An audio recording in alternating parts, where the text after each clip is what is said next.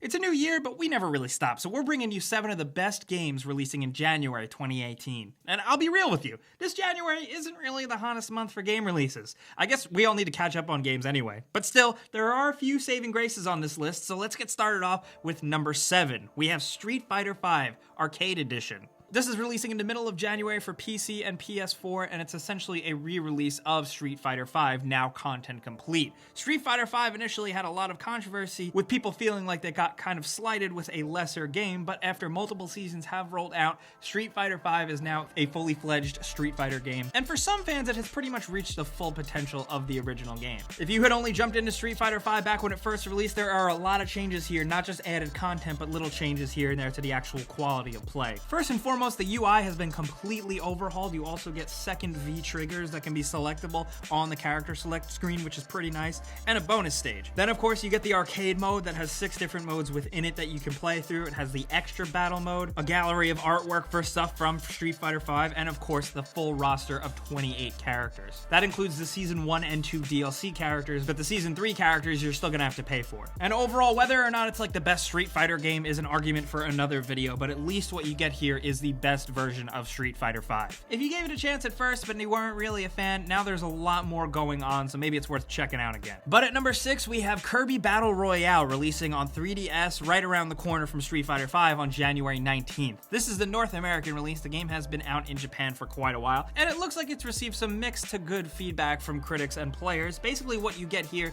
is a Kirby game from HAL Laboratories, but this is essentially a top-down arena-based game where you play as Kirby and it's up to you to kind of just fend off other versions of yourselves. Now that sounds pretty good to me. Looking at gameplay and judging from that, it looks like it's just fun, simple brawler style gameplay, but what you do get here is a single player mode that you can fully play through and multiplayer. Multiplayer, for me, just knowing these developers' history, this looks like where the game can really shine, so if you do have friends with 3DSs, you can play co-op and multiplayer battles, but you can also get online and play that way. It may not be a game for everyone, but specifically for fans of Kirby and brawlers. Personally, I think there's plenty of life left in the Kirby franchise, especially since you could do whatever, like weird spin-offs like this, so hey, if you want to kill stuff as Kirby, this might be your game. Now at number 5, we have the Inpatient. This is a game releasing for PSVR, so maybe if you were lucky enough to get one for Christmas, you could jump into this weird cerebral style horror game developed by Supermassive Games. Those are the guys behind the excellent Until Dawn from 2015, and the Inpatient essentially is a prequel to this, vaguely, you know, taking place many years before. You play as this random character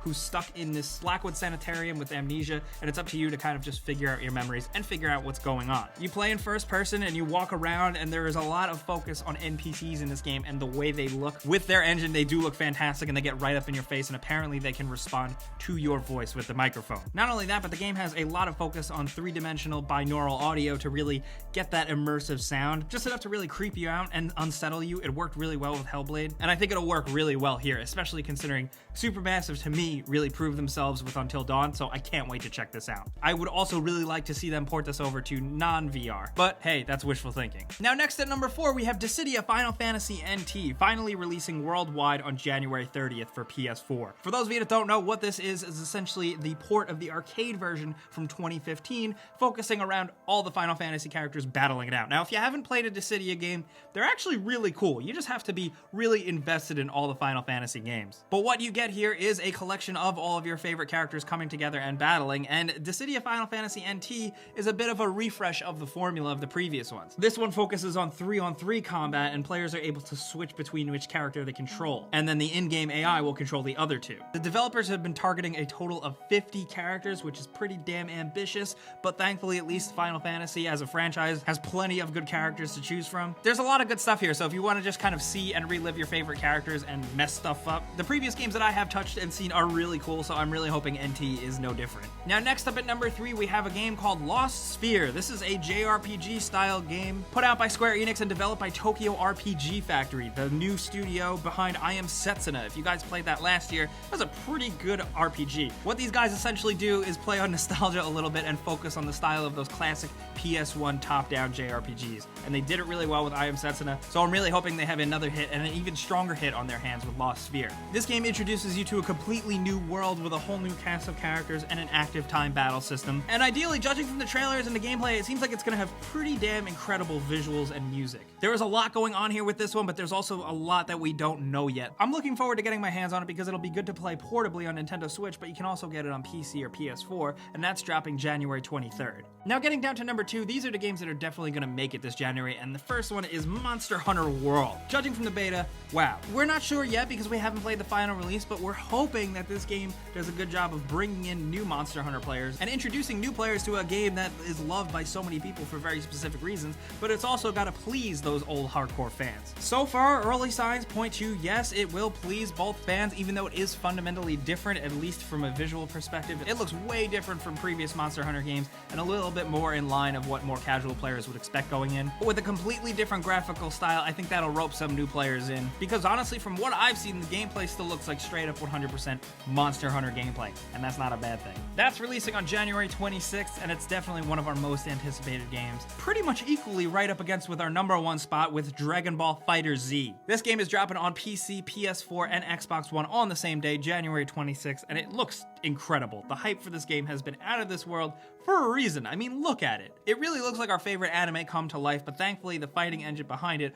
also looks competent and fast enough and deep enough to warrant making it a real good fighting game. Now, whether or not the fighting game community will take this up and embrace it and you see this thing come in tournaments, we don't know for sure. But honestly, even if it doesn't become a hardcore fighting game, it looks like a great way to revisit some of our favorite characters and our favorite moments from all the different sagas and characters and events that we all probably pretty much know by heart by now. I mean, at least for the fans. And I may also be fanboying out a little bit, but I don't care. Since this has been announced, we have been keeping a very close eye on it, and we're really putting a lot of faith in Dragon Ball FighterZ. So we're hoping it's a good time, as well as the rest of the games on this list. These are our 7 best choices for the games that are worth playing or at least paying attention to in January 2018. But of course, we want to know what you guys are playing, because there are a couple of other smaller releases that we weren't sure were worth mentioning, but we want to hear from you what you're playing in January. Of course, after January, things are going to heat up a little bit, so be sure to catch your bearings now. But let us know what you're thinking down in the comments, and if you enjoyed this video, clicking the like button does help us out. We really appreciate it. And if for some reason you're new, you should subscribe, because we put out videos every single day.